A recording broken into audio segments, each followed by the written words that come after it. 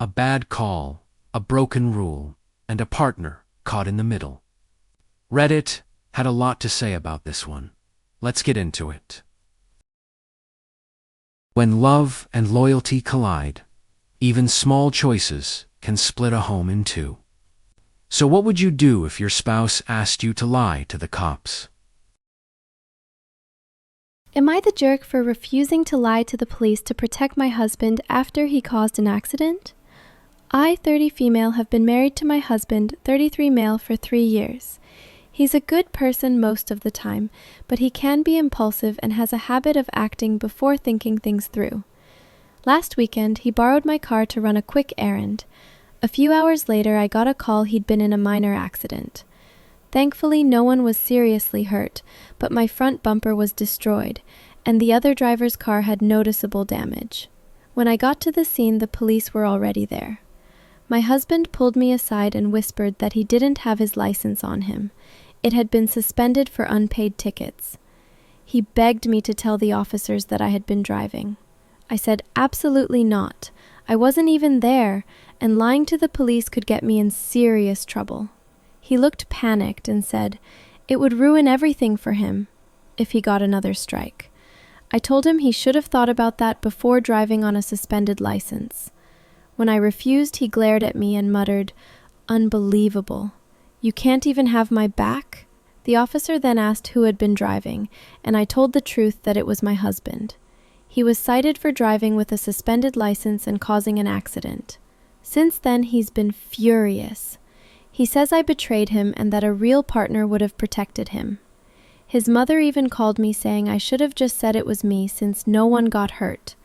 I don't see how lying to the police and risking my own record was the right thing to do, but now the whole family's acting like I sold him out. So is she the jerk for turning him in? Or is he the one who crossed the line? Would you lie to protect your partner, or tell the truth and face the fallout? In the end, who really betrayed who? In the next story, they told him to follow the book, so he did, word for word. And that's how a train spent 30 minutes kissing itself goodbye. In order to couple trains, the book says to make them kiss. This story of malicious compliance was shared with me by my grandfather many years ago, so some details may be lost, and I am not sure about all of the job titles. However, I will do my best to convey the main idea as I recall it. My grandpa used to work for the railroad as a signalman. His role was to ride on the back of the train and use a lantern to communicate through signals to the train driver at the front. At that time, trains were much shorter than they are today. In modern times, safety regulations are written in blood and have good reasons behind them. My grandpa said that back in those days, safety protocols were still being developed, and those working on the trains had a better understanding of what was truly safe and effective, as opposed to what the rulebook suggested. A bit more information. The mechanism that connects trains is called a coupling, and the two parts come together, lock, and they're solidly connected. Now, to compare the situation to Legos, you don't just delicately set one Lego on top of another and expect them to connect.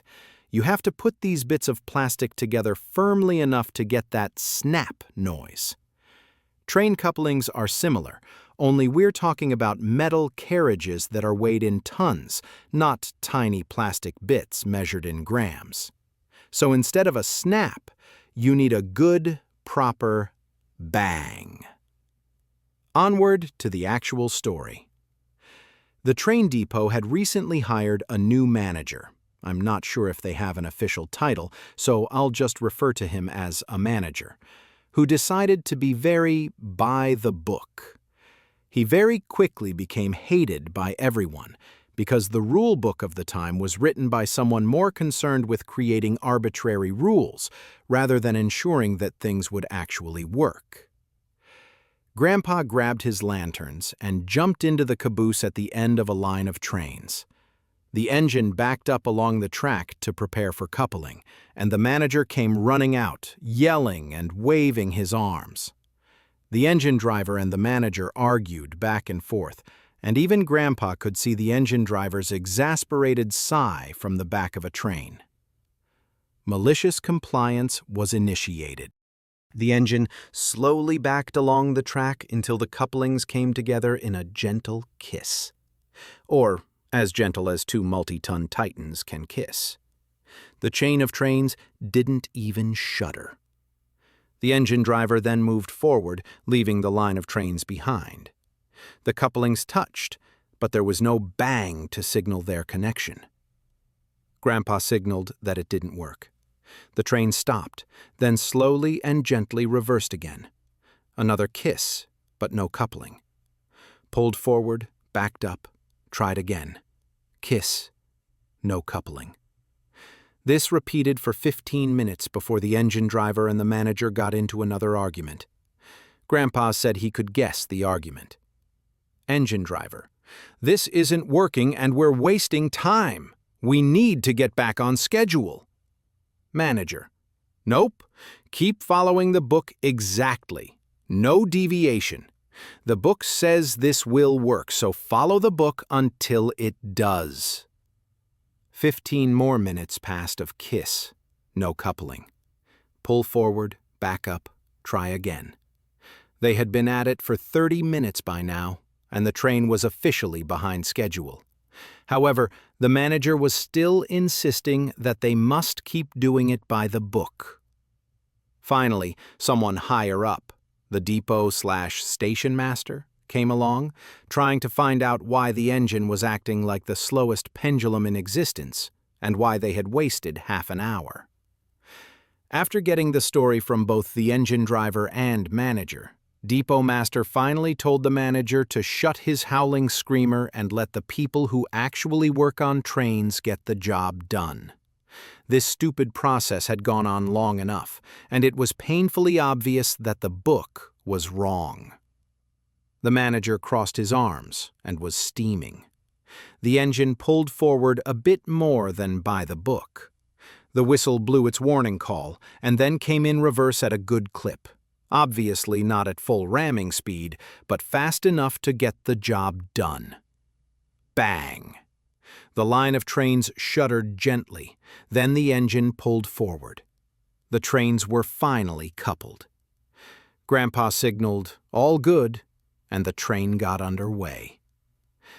Grandpa didn't get to hear the reaming, but the manager looked like a little boy getting the scolding of his life as the caboose passed him on its way out of the depot. In the end, the trains got coupled, and the manager got humbled.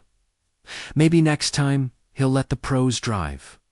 Funny how doing things by the book can derail everything, isn't it? What started as an act of kindness quickly became an uninvited takeover. The guest room turned into a kingdom, and patience is running thin. Am I the jerk for refusing to let my in-laws stay in my guest room indefinitely until they recover? My in-laws had a rough year. Health issues, job loss. They asked whether they could stay for a few months while they get back on their feet. My spouse is okay with this. It sounded like a temporary ask. But 3 months in, they're still here. My guest room is occupied. They treat my home like it's theirs, and they don't contribute to groceries or utilities. I set a deadline, 2 more weeks, for them to find something permanent. They claim I'm kicking them out during their rehabilitation period when they have nowhere else. My spouse is torn and says maybe I'm being harsh, but I feel like hospitality has limits. Am I the jerk? Saying no to family can feel heartless, but kindness can turn into a cage when boundaries disappear. Sometimes it's the only way to keep your home a home. So, is she the jerk for setting limits, or wise for finally doing it? Would you draw the line, or keep the peace?